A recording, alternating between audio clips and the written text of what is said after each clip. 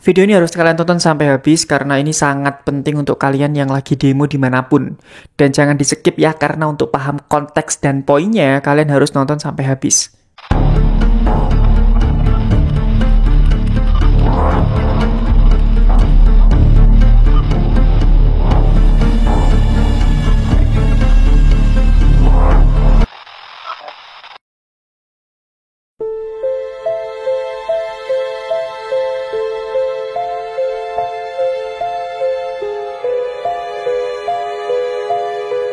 Tapi sebelumnya, aku turut berduka buat saudara kita ya bernama Afwan Kurniawan. Kita doain bareng-bareng semoga beliau diterima amal dan ibadahnya. Amin.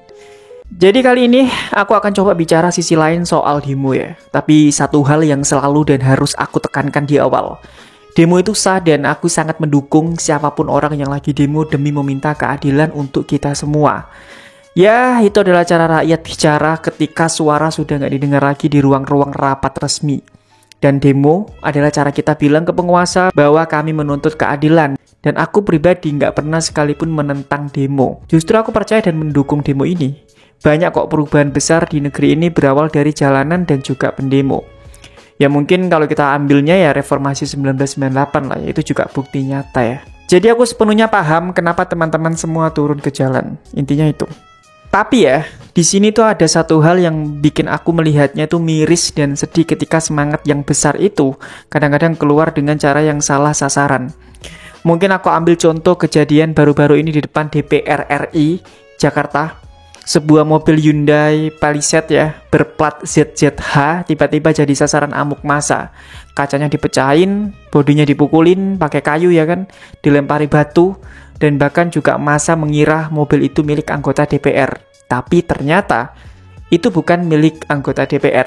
Itu mobil milik seorang ASN kementerian yang kebetulan baru keluar dari kompleks DPR. Dan bayangkan paniknya. Beliau orang biasa, bukan pejabat DPR, bukan pembuat kebijakan, hanya lewat di tempat yang salah pada waktu yang salah. Dan itu adalah berita yang aku kutip dari Detik News. Pertanyaannya sekarang, siapa yang rugi? DPR? Enggak kan? Justru rakyat biasa yang mungkin di pihak kita yang jadi korbannya. Aku kasih contoh lagi, bukan cuma mobil pribadi ya, tapi fasilitas umum pun juga ikut dirusak. Di Jakarta sendiri saat demo berlangsung, separator bus Transjakarta, pagar DPR, halte hingga CCTV itu hancur dan dirusak. Padahal kan itu fasilitas dipakai rakyat sehari-harinya. Orang yang pulang kerja itu juga butuh halte. Mahasiswa yang naik Transjakarta juga butuh jalurnya aman. Begitu fasilitasnya rusak, lagi-lagi siapa yang paling dirugikan? Pasti ya rakyat kecil, bukan anggota dewan. Dan yang bikin ironis ya, justru Pemprov DKI yang harus buru-buru turun tangan cepat-cepat memperbaiki kerusakan itu. Bukan DPR. Sekali lagi, bukan DPR. Jadi kerusakan yang ditimbulkan itu lagi-lagi balik ke kantong rakyat lewat anggaran daerah. Terus ada juga hal yang serupa terjadi di daerah lain, mungkin kayak Semarang, massa merusak fasilitas publik di depan Polda dan kantor Gubernur Jawa Tengah, ada mobil dan motor yang terbakar, polisi akhirnya mengamankan 10 pelaku aksi anarkis itu. Terus lagi ada di Makassar, kantor DPRD Kota Makassar rusak parah, puluhan mobil di area parkir hangus terbakar. Bayangkan, orang kerja di situ mungkin bukan DPRD, tapi staf biasa, bahkan sapam, dan semua itu ikut jadi korbannya. Terus lagi di beberapa kota lainnya ya mungkin kayak Surabaya, Jambi, Bandung, Makassar. Demo itu menuntut keadilan untuk saudara kita Afwan Kurniawan, driver ojol yang meninggal dunia ya. Juga berujung ricuh.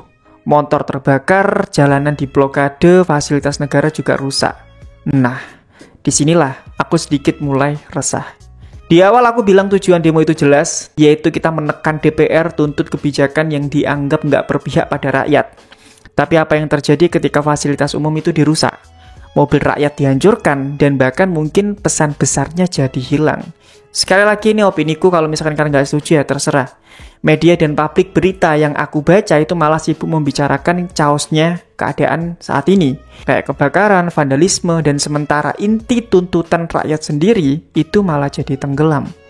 Dan parahnya, narasi demo anarkis juga sudah mulai dipelintir oleh pihak yang memang sejak awal tidak suka dengan suara rakyat. Menurutku ini harus dipahami ya teman-teman ya, biar nggak salah paham. Aku mau tegaskan dulu bahwa aku tetap berpihak pada semangat pendemo dan aku sendiri sangat setuju dengan itu. Karena kalau misalkan rakyat nggak bersuara, DPR bisa semakin jauh dari realitas hidup kita. Bahkan aku juga buat konten yang sebelumnya juga mengkritik keras tentang DPR. Tapi kita sepertinya juga nggak bisa menutup mata bahwa caranya juga harus diperbaiki. Kalau kita benar-benar ingin aspirasi didengar, kita itu harus keras suaranya, tapi juga elegan caranya. Kita harus berani bersuara, tapi tetap jaga keamanan publik. Kita jangan kasih celah bagi penyusup-penyusup yang sengaja memprovokasi agar demo itu rusuh. Intinya kita jangan terpancing dengan provokasi-provokasi itu. Jadi sekarang pertanyaannya, kita ini tuh demo, itu mau diingat sebagai apa? Sebagai demo yang merusak, atau sebagai demo yang menentang kebijakan DPR? Sebagai demo yang membela rakyat kecil, atau demo yang benar-benar menekan DPR di kursi empuknya, kita punya pilihan. Kita bisa pilih untuk marah dengan cara yang salah sasaran, atau kita bisa pilih untuk mengarahkan marah itu tepat ke jantung dari masalah itu sendiri, yaitu kebijakan yang nggak adil dan wakil rakyat yang nggak mendengar atau sistem yang menindas. Ingat ya teman-teman, ya ini buat kebaikan kita semua. Kaca halte yang pecah itu nggak akan membuat DPR takut. Mobil ibu-ibu yang rusak itu juga nggak akan mengubah undang-undang. Tapi suara kita yang bersatu, teriakan kita yang lantang, solidaritas kita yang berani, itulah yang bikin mereka goyah. Jadi mungkin mari kita bareng-bareng renungkan sama-sama apa artinya perjuangan kalau yang kita rugikan justru saudara kita sendiri. Mari kita buktikan bahwa rakyat bisa marah tanpa kehilangan akal sehatnya.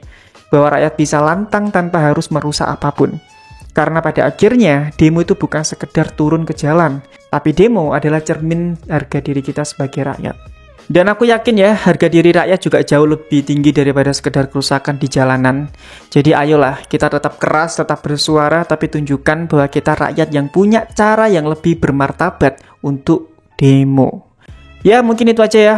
Intinya hati-hati buat kalian, jaga diri kalian baik-baik, sehat-sehat, dan sampai jumpa lagi di kasus selanjutnya. Bye-bye. Sebarkan aja kalau misalkan kalian setuju sih. Kalau nggak setuju ya silahkan kalian komentar.